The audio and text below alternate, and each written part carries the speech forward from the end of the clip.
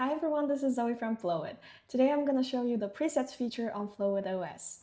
Alright, so down here at the bottom right, you'll see the agent panel. This is where all the presets live.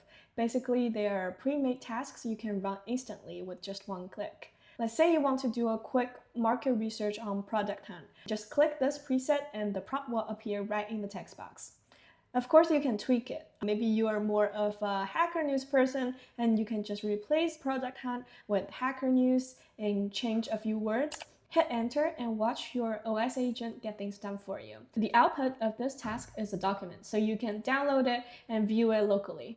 And here is the analysis our agent just pulled from Hacker News, complete with citations, so you can easily go back to the original sources if you want to dive deeper. Now over here on the left sidebar, you'll see the Task tab. This is where you can find your task history. When you click on any previous task, you'll see the prompt and the step history on the right side. And if you find one of your past tasks particularly useful, you can copy that prompt and save it back in the agent panel as your own preset. Once it's saved, it's ready for you to reuse anytime. So yeah, that's how presets and task tab work together.